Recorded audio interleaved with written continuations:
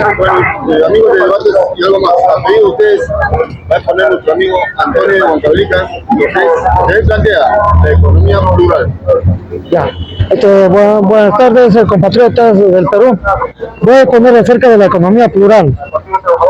Primero, para empezar, dentro del sistema del capitalismo, como sistema económico global, en mi entender, en mi análisis, en la realidad existen tres subsistemas económicos. Uno de ellos es la economía liberal, ¿no? La economía planificada, centralizada y la economía plural. Este último sistema subeconómico dentro del capitalismo como paradigma global es el que utiliza Norteamérica, Rusia. Hace poco nomás lo implantaron el sexenio AMLO. ¿En qué consiste la economía plural? En que parte del 100% de la economía de un país, por lo menos un 20 o 25% de sectores estratégicos deben estar en manos del Estado. ¿Y por qué en manos del Estado? Porque es importante detentar una parte o un sector de la economía para mantener soberanía. Porque si no detenta soberanía, por ejemplo, en la eventualidad de que tengamos algún conflicto con algún país, no queramos eso, ¿no? Pero tengamos un conflicto. Si todos los hidrocarburos, el petróleo, o sea, la energía que mueve los aviones, los tanques, los vehículos, todo, en un conflicto, si todo está en manos del sistema privado, el Estado, ¿qué cosa podría hacer? En una eventualidad si habría un conflicto. No se podría porque está en manos del sistema privado. Entonces, para poder mantener soberanía es detentar del 100% un sector de la economía, sobre todo en las partes estratégicas, como energía, el agua y otras consideraciones estratégicas. Sobre todo los hidrocarburos, que es importante, ¿no? Y eso lo ha demostrado de manera contundente en México, porque AMLO, a pesar que es manifiestamente teórico, marxista, sin embargo se ha dado cuenta que en la realidad lo único que funciona es la economía plural, porque México, al igual que el Perú, también tenía problemas del famoso sistema subeconómico de economía llamada neoliberalismo. ¿En qué consiste el neoliberalismo desde que se aplica en los 90? También conocido como globalización o liberalización del mercado. Se habrán dado cuenta que desde los 90 se aplica ese modelo económico. ¿En qué consiste en la práctica? Sin hacer mucha teoría. En la práctica consiste que el neoliberalismo hace que el sistema económico esté mayormente en el sector privado, con el pretexto que dice que el sector privado administra mejor.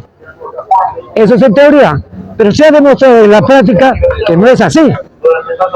Tanta demostración se ha dado que en el caso de México tenía los mismos problemas que nosotros los peruanos.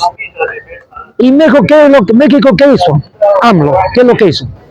Se dio cuenta que tampoco sería recomendable llevar la economía todo a nacionalizarlo o a estatizarlo. O sea, el neoliberalismo te dice que el sector privado es el mejor administrador y toda la economía, o casi toda la economía, debe estar en el sector privado. Pero se ha dado cuenta, AMLO, que tampoco es llevar al otro extremo, nacionalizar y estatizar, tampoco. Pues es lo que se ha dado cuenta, es encontrar un punto intermedio, un equilibrio. ¿Qué es lo que ha hecho? Aplicar la economía plural. Como dije al inicio, la economía plural es del 100% de la economía, es detentar por lo menos un 25% de la economía de sectores estratégicos en manos del Estado para mantener soberanía. Sobre todo hidrocarburos, o sea, el petróleo, la energía, la luz, el agua, sectores estratégicos. Acá en el Perú ya tenido que darnos cuenta qué cosas son sectores estratégicos. Entonces, esas partes deben estar administradas por el Estado. Por ejemplo, si el petróleo regresara, o como está hasta ahorita, en manos del Estado, pero lamentablemente la administración del petróleo, por ejemplo, lamentablemente está administrado con lo que dicen caviares, ¿no? Gente que lamentablemente busca solamente réditos económicos, lo que no debería hacer, porque una empresa estatal bien administrada no tendría que estar caro los combustibles, por ejemplo. Por ejemplo, del 100% de crudo, más o menos un 25 o 30% es peruano. Tenemos Talara, tenemos el Loreto, tenemos yacimientos. Pero ¿por qué ese combustible, ese crudo, lo tasamos con el precio internacional, como si estaríamos importando? No tendría que ser así, pues. Sí. Viene la primera pregunta. Esa economía plural que estás exponiendo, ¿en qué país se ha aplicado? Yo te diría que se aplica, la economía plural se aplica en Norteamérica y en Europa, por una sencilla razón. ¿Por qué? ¿Por qué en Norteamérica? En la agricultura, Norteamérica, Estados Unidos más explícitamente, o en todo caso Canadá, porque son dos países que están en Norteamérica, sobre todo Estados Unidos, subvenciona la agricultura. ¿Y por qué podría subvencionar la agricultura? Un país que siempre habla que el libre mercado es mejor. Porque en la práctica la agricultura está subvencionada en Norteamérica. Y cuando un país subvenciona la agricultura, ¿cómo le puede hacer competencia? Por eso que México se ha dado cuenta cuando firmó los tratados de libre comercio, por ejemplo, del maíz. México es uno de los países más grandes de productores de maíz y es vecino de Norteamérica, de Estados Unidos. Al firmar el tratado de libre comercio con México, ¿quién tenía mayor ventaja en la práctica? Norteamérica, porque Norteamérica subvencionaba la agricultura. O sea, cuando los agricultores norteamericanos le está yendo mal, el Estado pone plata. ¿Y el Estado de dónde tiene dinero? De los impuestos de los contribuyentes. Y con ese dinero, el Estado norteamericano financia, pues, o retribuye o subvenciona, subsidia la agricultura. Entonces, en esas condiciones, ¿cómo México podría competir? Y siendo que Norteamérica es, digamos, la potencia mundial. Comparado con México, evidentemente México, al firmar el Tratado de Libre Comercio, prácticamente el maíz se ha ido al diablo en México. Por eso que hace correcciones AMLO, hace correcciones de algunos tratados, porque se dio cuenta que en la práctica tenía bastante desventaja a los mexicanos. Por eso él corrige en el sexenio anterior que terminó en septiembre del año pasado, 2024 termina, y él cambia y regresa. Un sector estratégico de la economía lo regresa a manos del Estado. Una vez regresado, ahora por ejemplo en México, el combustible, el crudo que se refina, el petróleo mexicano que se refina allá, está a menor costo. Porque antes, cuando estaba en manos de la comercialización del sistema privado, estaba carísimo. Pero ahora el petróleo está en manos del Estado, ha regresado y está más barato. A eso se llama economía plural. Ahí viene la segunda pregunta. Sí. ¿En qué se diferencia la economía plural que estás exponiendo con la estatal o privada? Ya. Yo podría decirte en base a la realidad. La economía privada o el sector privado, es cierto que ellos son los que generan la riqueza. La mayoría de las personas acá en el Perú, los emprendedores, yo estoy de acuerdo con los empresarios del libre mercado, no con los lobistas, no con los mercantilistas, porque hay un sector económico acá en el Perú a los que se hace llamar empresarios. Y sabemos qué grupos económicos son, ¿no? Sabemos. Ellos no son empresarios, ellos son lobistas, son mercantilistas, porque ellos siempre financian a políticos en el Estado. ¿Y ellos qué cosa hacen con eso? Es los que financian en la política, le den como retribución, le sacan leyes en favor de ese grupo económico pequeño. Entonces ellos se hacen de la noche a la mañana, como se dice coloquialmente, entre gallos y medias noches, se hacen de grandes concesiones. ¿Por qué? Porque justamente financian congresistas, pues, de esa manera. Pero un empresario de libre mercado, por ejemplo, los emprendedores de las Malvinas, o los emprendedores de Gamarra, la mayoría de ellos no tienen tiempo para estar metiendo sus manos al Estado. Tal vez unos que otros lo harán, pero la gran mayoría se está preocupando justamente en pagar su planilla. Está preocupándose en de repente conseguir materia prima para reducir costos, para que tenga algo de margen de ganancia al mes para justificar planillas y sus ventas. Pero un empresario que es diferente a un empresario de libre mercado, un empresario, yo le digo, a los mercantilistas, a los lobistas, a esos sectores hegemónicos económicos que ya sabemos quiénes son. Ellos lo que hacen es distorsionar la economía, porque del 100% de la economía, en pocas manos está la economía. Y eso lo que hacen es generar en la práctica oligopolios. Los oligopolios, o sea, hacer que pequeños grupos de personas detenten la economía. Eso es lo que hace en la práctica, que el libre mercado no fluye de manera, digamos, normal, porque al distorsionar estos grupos en pocas manos la economía, queda poco, digamos, para el resto de empresarios del libre mercado o emprendedores del libre mercado. Por eso que estamos pasando lo que estamos pasando, lamentablemente. Eso sería la clara diferencia entre un lobista mercantilista, que sabemos quiénes son, y un empresario del libre mercado o privado. Y ahora, la empresa estatal tiene que estar administrada por personas que llegan no por el amigo que te financió en una campaña política, sino personas que sepan gerenciar, que sepan gestión pública, además que tengan conciencia social, que sabiendo que llegando al Estado van a admitir bienes del Estado en favor del pueblo. A eso se llama economía plural. Una parte de la economía del 100%, por lo menos un 25%, para mantener soberanía, debería estar en manos del Estado, administrada por gente que sepa gerenciar, en base a la meritocracia. El resto de la economía, el 70 y tanto por ciento, debe estar fluyendo a lo que le llaman libre mercado. Esa sería la diferencia. Amigo Antonio, hay un autor, esa economía plural que estás hablando, un autor de un libro o algo. Yo te diría que, más que autores, yo te diría que la Constitución Política del 79, en su acápite económico, esboza claramente como pluralismo económico, dentro de la economía social de mercado, pero explícitamente dice pluralismo económico. O sea, dentro de ese pluralismo económico es un paradigma general. Ahora, muy bien, muchos echan la culpa a la Constitución del 79 del fracaso de Alan García. Alan García lo que hace es gestionar la economía mal, porque la economía plural te da un amplio margen de movimiento, digamos, ¿no?, de la economía. Pero ¿qué hace Alan García? Alan García, contradiciendo a lo que debería haber hecho, es lo que hace es, en la práctica, llevar al terreno de la economía prácticamente al sector estatal. No, sabemos que muchos apristas han copado el Estado, ¿no?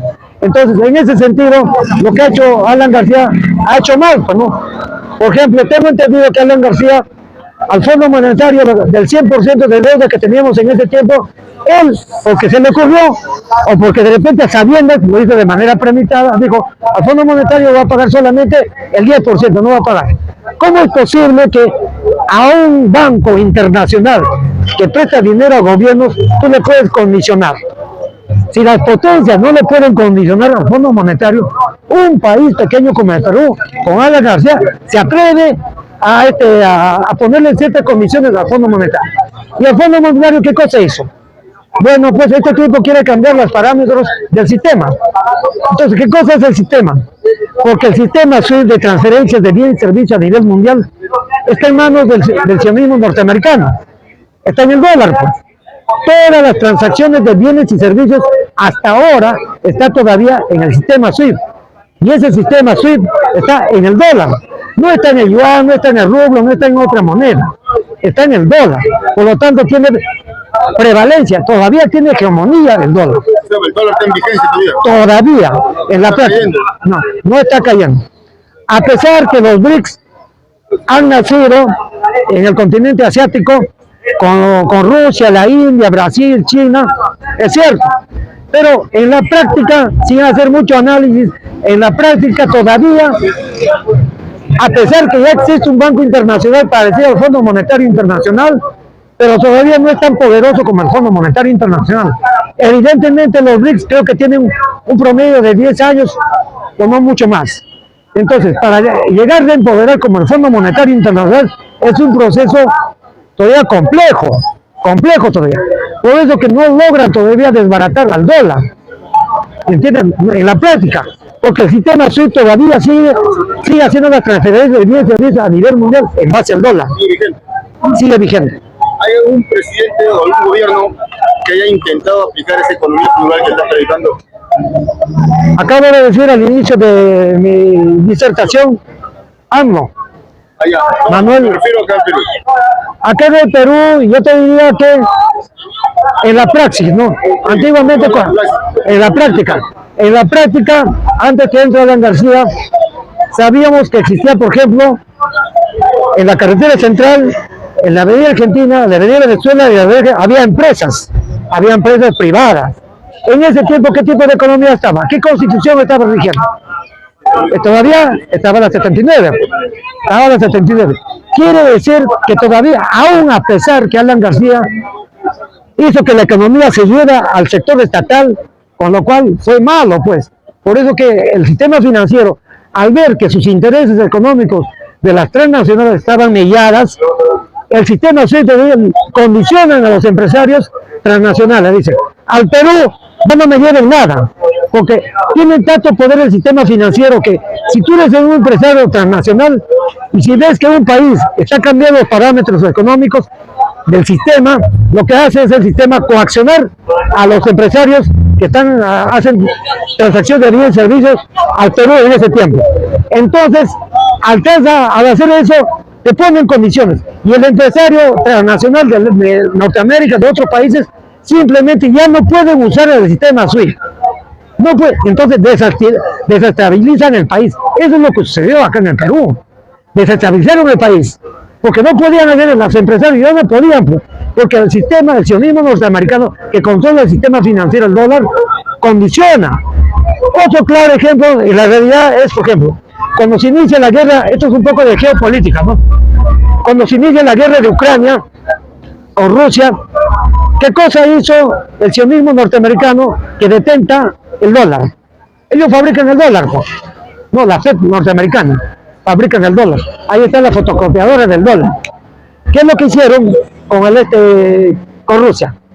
Tanto poder tiene el sistema financiero que a una potencia mundial en la práctica, ¿qué es lo que ha hecho, compañeros? Lo han sacado del sistema financiero. Rusia ya no puede usar el dólar, ya. No puede usar el dólar.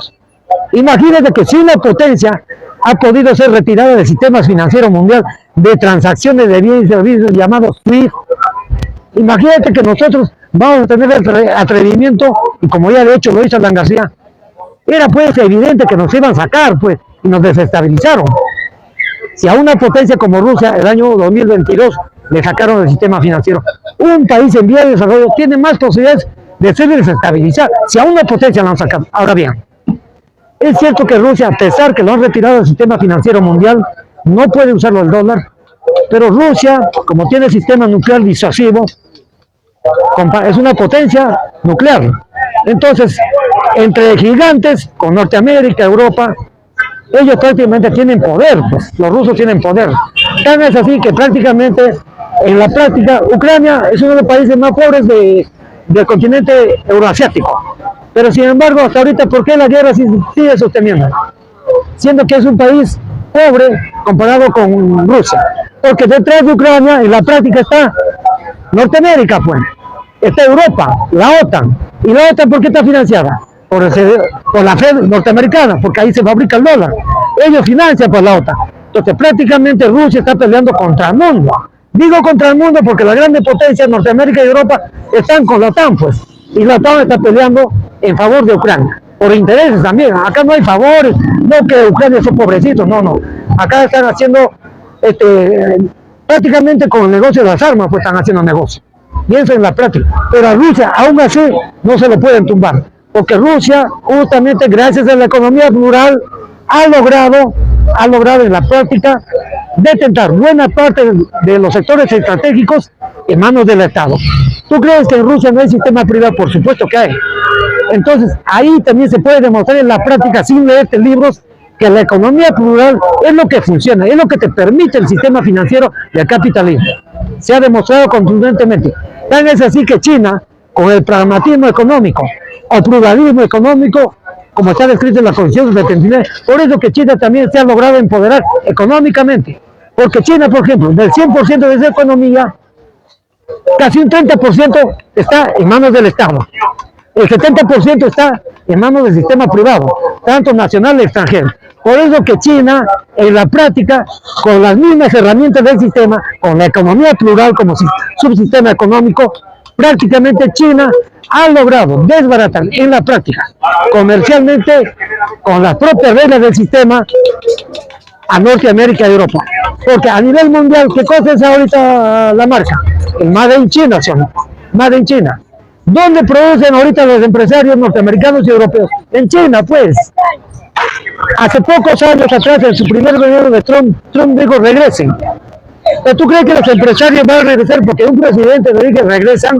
No, no han regresado.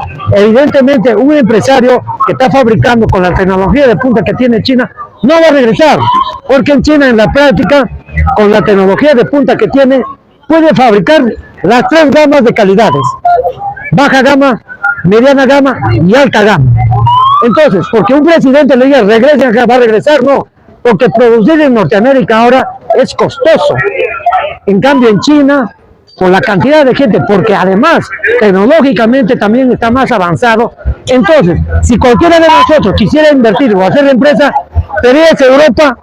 ¿Te irías a Norteamérica? No, te irías a China, pues, porque China, en su sector privado, en sus zonas económicas especiales, China no te pone tantas barreras para poner empresa. En cambio, Norteamérica y Europa sí. Por eso que los empresarios norteamericanos y europeos se han ido a China, producto de la globalización del Consenso de Washington que se instauró en los 90. Eso es cuanto podría decir, compañeros, en cuanto a la economía plural como sistema económico, subsistema económico, dentro del sistema de capitalismo. Esta fue una excelente exposición de lo que es la economía plural por el amigo Antonio Cabellica. Gracias, amigo Antonio. Gracias.